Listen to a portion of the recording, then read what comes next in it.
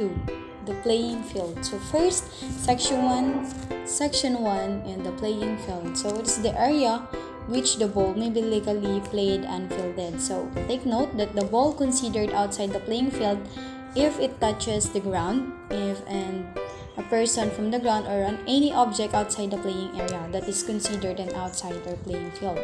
So the playing field shall have a clear and obstructed area within the minimum radius set out in the distance table, makikita dun sa appendix 2, and from home plate between the foul lines. So it also shall have an obstructed area outside the foul lines between home plate and the backstop as shown in the diagram.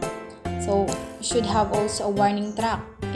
If a warning track is used, it shall be the area within the area's playing field and adjacent to any permanent fence along the outfield and the side boundaries, and a minimum of 3.65 meter or 12 feet to a maximum of 4.57 meter, equivalent to 15 feet, from the outfield and the side fences.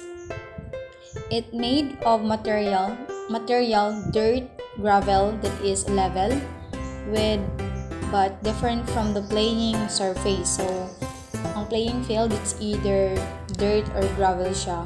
Dapat pantay lang siya, patag lang. But different form. The material must distinguish itself from the outfield surface and the signals players when they are approaching the fence. So it note that there is no requirement for facilities to cut a warning track in the permanent outfielded surfaces like grass or otherwise.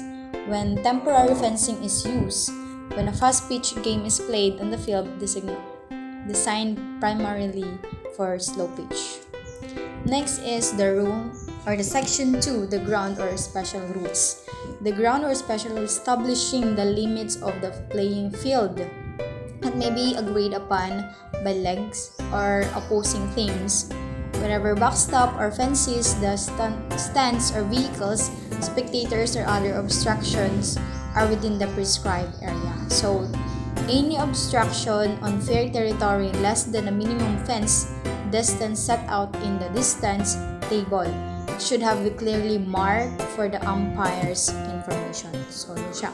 And also, if using a baseball field, the mud should be removed at the backstop. Set the prescribed distance from the home plate. So kailangan i-adjust muna.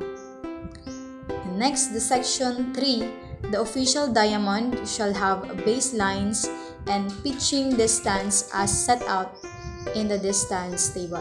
So during the game, the base distance or the pitching distance is found to be at the wrong distance. So correct the error at the start of the next full inning and continue playing the game. Next is the section for the diamond layout. So the diamond layout. So here's the diamond layout. So a detailed instruction to lay out a diamond with 18.29 meter or 60 feet baselines and a 4.202 or 46 feet pitching distance can be found sa table. So dimension of the following complex matrix 2. So next is the section for the diamond layout. So the 1 meter or 3 feet line is drawn parallel to from the baseline. So, okay. So the detailed instruction to lay out the diamond with 18.29 meter or 60 feet baseline. Sa base, mga baselines yun. And sa pitching distance naman is a 14.02 or 46 feet naman. So, the 1 meter or 3 feet line is drawn parallel from the baseline starting a point halfway between the home plate and the first base. So first base at saka sa home, may 1 meter siya. Ibig sabihin 3 feet ang line parallel niya. So the batters on deck circle naman is placed adjacent to the end of player's bench or the dugout area closest to the home plate. So ang batter's back is andun lang siya sa gilid ng dugout area natin. So The next is the batter's box are located on each side of the home plate. The lines are considered as being within the batter's box. Next is the catcher's box shall be located near of the batter's boxes. So, ang catcher's box is malapit lang siya sa batter's boxes.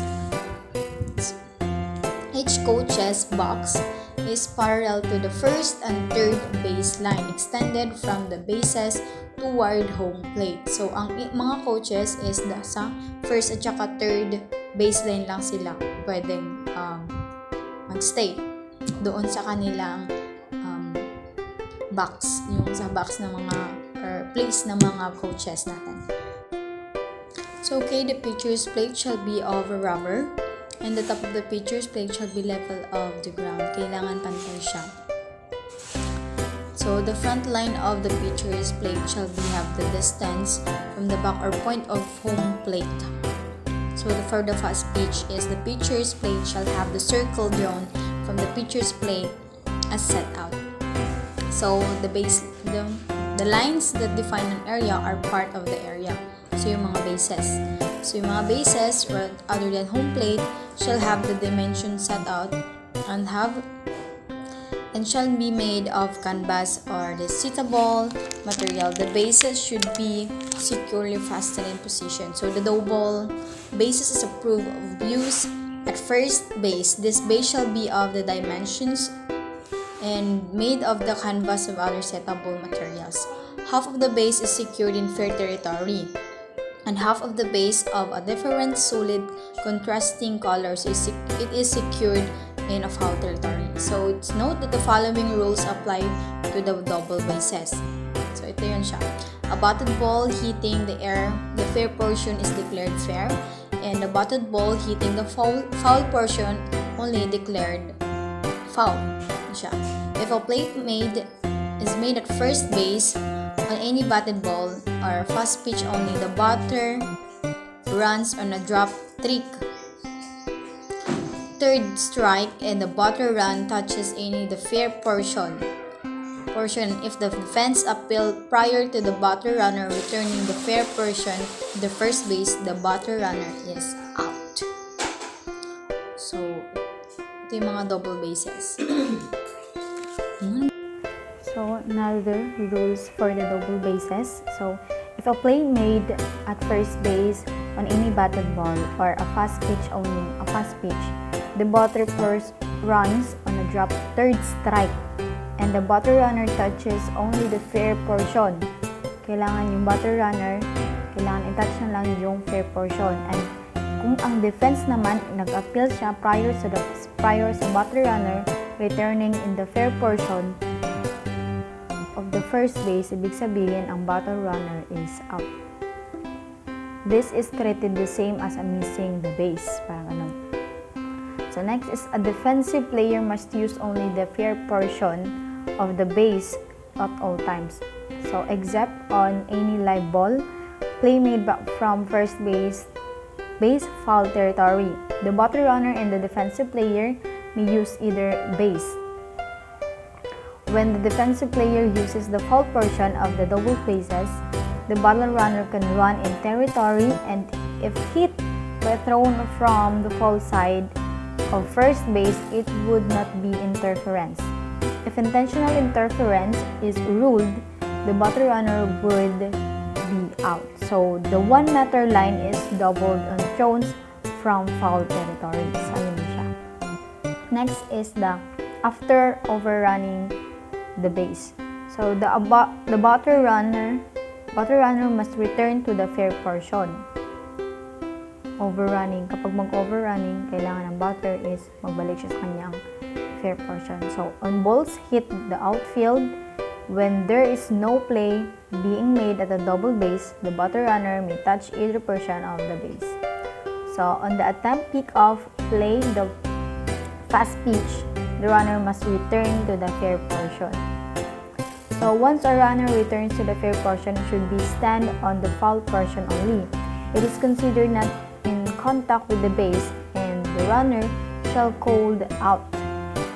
If he or she is tagged with the ball, or he stands on the foul portion of the base while the pitcher has possessions of the ball within the pitcher's circle. Yan. Magiging out siya. Ang battle runner is magiging out when kung natag siya ng bola, either ang pitcher is bumalik na sa kanyang circle.